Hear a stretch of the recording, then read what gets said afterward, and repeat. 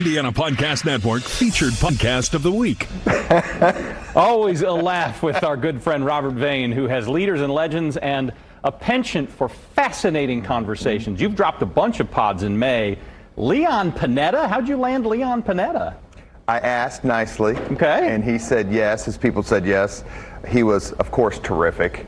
His career expands back to the 60s. Yeah. He first started working in politics for a Republican senator in California, and he ended up in the Nixon administration as the head of the civil rights.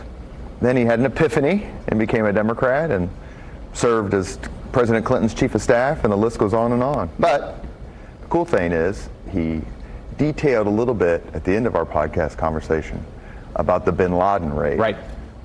We've seen the photographs of that moment. He was in the room with the leaders as they're hearing it happen, right? And he also had to give the okay, so he's part of all the pre-stuff. This is what we need to do. This is what we're looking for. And to be candid, it was laundry. It was laundry. It was the laundry on the line outside the house where he was staying. That was the giveaway. That tipped them that there was more than people were there. Let's listen in on that part of the conversation. And then there was about 20 minutes of silence. The longest 20 minutes in my life. Yeah, no kidding. Nerve-wrack. So I asked about the goosebumps. And then Bill came back on. He said, I think we have a Geronimo, which was the code word for getting bin Laden.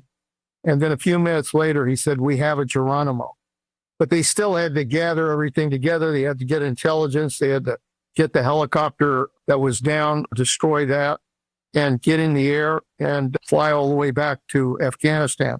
But I can remember, after the president's announcement that night, that crowds were gathering in front of the White House in Lafayette Park, and they were yelling, USA, USA, CIA, CIA.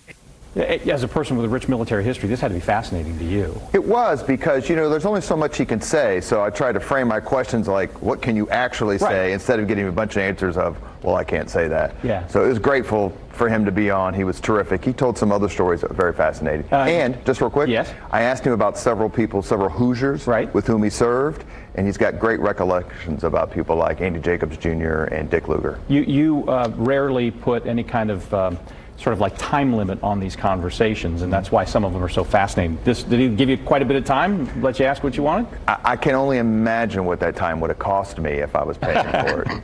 All right, Robert Vane, Leaders and Legends, frequent featured podcast of the week, all of his May, and frankly, all of his January and February and March and April ones as well. Fascinating stuff. Thanks for being with us today. Thank you, and condolences to the Irsay family. Absolutely, and that'll be interesting in the weeks and months ahead. I can imagine that you may reach out and get some perspective on that as well.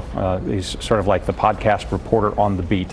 You can do the same thing if you're interested in podcasting. All Indiana Podcast Network can help you create, produce, distribute yours. For more information, shoot us an email, contact@allindianapodcast.com.